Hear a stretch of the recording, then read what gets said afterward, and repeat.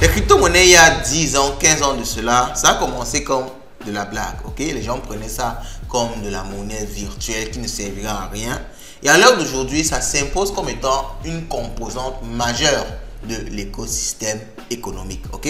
On peut voir que les gros fonds, les grosses banques achètent des bitcoins chaque jour. Et aujourd'hui, c'est devenu tellement important au point où des gens se font enlever et même tuer à cause de leur portefeuille crypto.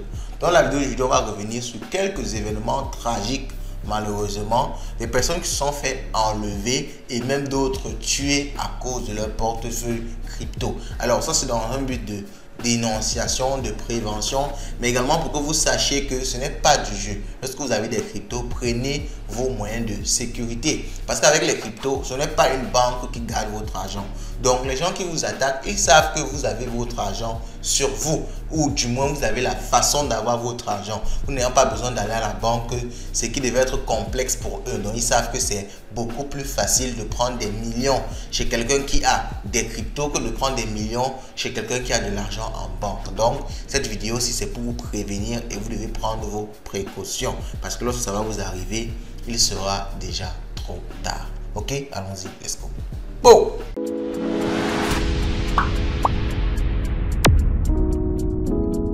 On commence notre premier dossier avec une histoire d'enlèvement. Les crypto-monnaies s'établissent aujourd'hui comme un élément qui peut permettre l'anonymisation. Donc les malfaiteurs, les agresseurs, les enleveurs se tournent vers ça parce que forcément ça permet que lorsqu'ils finissent leur forfait, qu'on ne puisse pas facilement les retrouver. Donc un jeune homme de 23 ans enlevé et séquestré pour de la crypto. Les faits se sont déroulés mardi dernier à Maison-Alfort dans le Val-de-Marne. Je crois que ça c'est en Europe, en France particulièrement. Alors qu'un jeune couple quittait son domicile pour faire des courses tranquillement, un jeune homme de 23 ans reste dans la voiture pour trouver une place de parking pendant que sa compagne descend faire les courses. Mais quelques minutes plus tard, la jeune femme reçoit un message de son compagnon lui expliquant qu'un imprévu professionnel et qu'il ne pourra pas la rejoindre. Elle rentre donc seule à son domicile sans se douter de ce qui est en train de se passer. Et une fois chez elle, elle reçoit un appel vidéo de son compagnon. Mais c'est un autre homme qui apparaît à l'écran et lui ordonne de mettre dans un sac une clé Ledger, donc la clé Ledger du gars forcément, contenant de la crypto-monnaie et 5 € en liquide. L'homme explique qu'il détient son compagnon et qu'il le libérera si elle obéit à ses ordres. Vous voyez?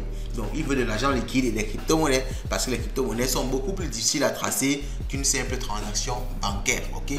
Donc c'est ça, malheureusement, on va dire un inconvénient des cryptos. Même comme ce n'est pas anonyme en tant que tel, c'est pseudo-anonyme. On dit c'est pseudonyme parce que vous pouvez tracer toutes les transactions que la personne a effectuées après et retourner vers un exchange qui aura le nom de quelqu'un. Mais de façon terre à terre, si c'est juste à travers une adresse publique, c'est difficile de retrouver la personne qui a effectivement l'adresse qui correspond où on a transféré les fonds. Ou du moins si la personne prend directement la clé Ledger et il l'utilise pour les transactions et tout, ce ne sera pas très facile de retrouver cette personne-là. Ok? Donc c'est un peu, on va dire, un inconvénient des crypto-monnaies, cette sorte d'anonymisation qu'elles offrent, que les cryptos offrent. En même temps, c'est un avantage, en même temps, ça peut être un inconvénient comme dans ce cas de figure. Vous voyez que, mais vous comprenez que les cryptos sont encore mieux parce qu'avec l'argent liquide, rien n'est plus possible. Ok, ce n'est plus possible de savoir où cet argent est parti. Avec les cryptos, on peut encore chercher à retracer. Il faut également voir que il y a également un petit élément de suivi avec les cryptos. Même pas un petit, un énorme élément de suivi. Donc, vous voyez que les malfaiteurs exigeaient une clé Ledger et 5 000 € en liquide. La jeune femme a donc repris le sac avec la fameuse clé Ledger et les 5 000 € en liquide. Puis elle est sortie de chez elle pour attendre l'arrivée du complice, d'un complice des malfaiteurs. Ce dernier est venu récupérer le sac et est reparti avec. Ce n'est qu'en fin d'après-midi que le jeune homme a été libéré par les ravisseurs. Il a été retrouvé à Créteil, visiblement choqué, mais chance, on n'a pas fait du mal. Et heureusement indemne. Une enquête a été ouverte pour enlèvement et séquestration en bande organisée. Et pour l'instant, on n'a pas pu attraper les ravisseurs et ce sera difficile de les attraper. Bon, sauf si, vous savez qu'en Europe, c'est un peu plus développé avec les caméras de surveillance et tout. Peut-être on pourra, mais pour le moment, ils sont encore en train, n'est-ce pas, de se faire la belle, les ravisseurs. Donc vous comprenez que lorsque vous avez des cryptos, vous devenez une cible, surtout si vous êtes public. Je suppose que cet homme c'était public, ou du moins il en parlait à ses amis, à son entourage, et on savait qu'il avait des cryptos. Donc quand vous faites ça, ça donne des intentions aux gens qui cherchent comme ça à vous faire du mal pour obtenir votre argent. Donc, il faut vous protéger. Moi, je m'amuse pour ma protection. Si quelqu'un tente, il verra. Moi, je m'amuse pour ma protection. Il faut se protéger énormément quand vous avez des crypto-monnaies. Déjà que moi, je n'ai pas grand-chose. Donc, n'essayez même pas. OK?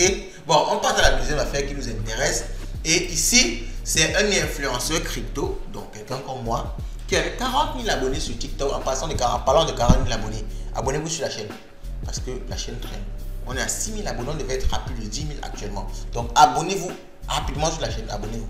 Ok, c'est fait. Prenez une seconde et abonnez-vous. C'est bon? Ok, on continue. Donc un influenceur crypto de 40 000 abonnés sur TikTok a été enlevé. Donc c'était un personnage public, tout le monde savait qu'il avait de la crypto. C'était un jeune trader. Donc vous savez, quand vous êtes trader, vous montez souvent vos chiffres. J'ai fait telle position, j'ai gagné telle. Forcément, ça attire la convoitise. Et si quelqu'un arrive à mettre l'œil sur vous, à connaître votre maison, ok, ça forcément, ça le pousse à réfléchir. Donc le jeune trader de 26 ans a été enlevé et séquestré alors qu'il rentrait chez lui vers 1h45. Il a été embarqué de force dans une Renault volée. Et les 4 agresseurs l'ont frappé, ok, et retenu captif pendant plus d'une heure pour obtenir 50 000 € de crypto.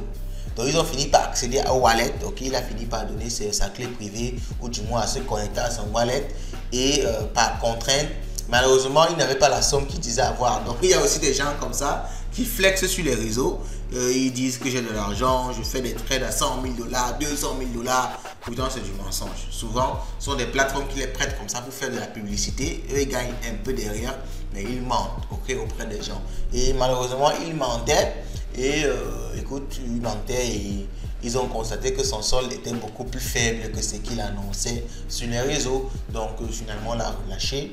Parce qu'il n'avait pas grand chose dans le solde et c'est comme ça qu'il a pu s'en sortir. Mais s'il avait vraiment toute sa fortune, vous imaginez en quelques secondes, toute ta fortune pendant des années disparaît comme ça. Et même si on retrouve ces gens après, il y a peu de chances qu'ils aient encore l'argent qu'ils ont volé chez toi. D'ailleurs, que s'ils volent chez toi, c'est parce qu'ils n'en ont pas. En général, c'est ça. Ok? Donc, malheureusement, tu risques de te retrouver perdant au final. Donc, faites très attention. C'est pour ça, entre guillemets, que j'aime aussi bien, il y a des méthodes de protection. Je vous parlerai de ça dans une autre vidéo. D'ailleurs, laissez-moi un commentaire si vous souhaitez que je fasse ça. Je vais vous ferai une vidéo particulière sur les méthodes de protection de vos cryptos. Des méthodes de protection où même si quelqu'un accède à votre wallet, il ne pourra pas voir véritablement la somme que vous avez dans votre wallet. Il y aura une première somme et il y aura la grosse somme cachée derrière. Il y a beaucoup de méthodes comme ça avec les crypto-monnaies. Donc, je vais vous faire une vidéo particulière sur ça. Si vous laissez le maximum de likes sur cette vidéo, likez au maximum cette vidéo. Ok, bon, on continue et on tombe sur la dernière affaire qui est le titre de cette vidéo: tué pour 200 000 € en crypto. Ok, des peines de 5 à 30 ans de réclusion prononcées contre les auteurs aux assises de Haute-Saône. Ok, un jeune étudiant brillant de 19 ans assassiné. 46 coups de couteau, les gars, c'est incroyable. 46 coups de couteau, on l'a vraiment.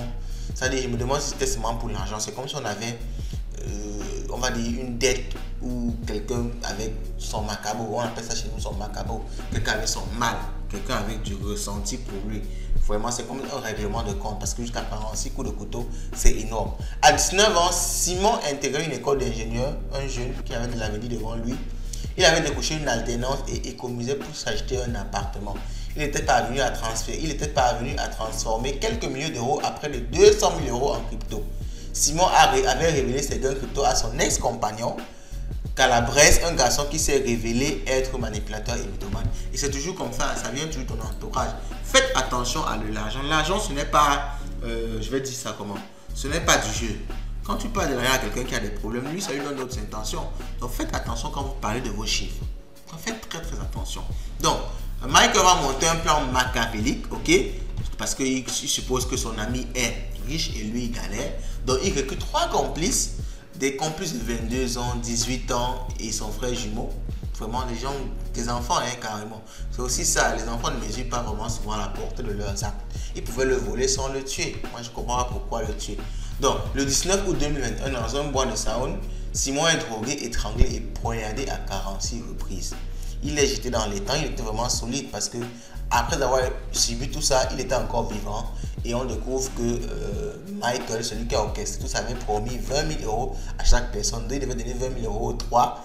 Donc ça fait un total de 60 000 € et s'en sortir avec les 140 000 euros au-dessus.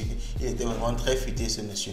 Donc, malheureusement, après les 2 semaines d'audience aux assises, les accusés se sont renvoyés la balle. Chacun a trahi l'autre et celui qui a orchestré tout ça a été condamné à 30 ans de prison. Le complice a été condamné à 25 ans. Et le frère jumeau a été condamné à 5 ans parce que lui, on va dire qu'il n'était pas très actif dans la démarche. Il était plus complice, il n'a pas dénoncé le crime. Ok? Donc vous voyez un peu, ces différentes histoires-là nous montrent qu'il faut être très prudent parce que ça n'arrive pas qu'aux autres, ça peut arriver à chacun de nous. Donc soyez excessivement prudents, ce n'est pas du jeu les gars. Sinon allez garder votre argent en banque. Là au moins pour que quelqu'un vienne vous agresser, vous prendre, partir avec vous à la banque, retirer l'argent, je crois que ce sera un peu plus difficile que ça. Ok? En tout cas, dites-moi ce que vous pensez de toutes ces histoires en commentaire et on se dit à la prochaine. Ciao.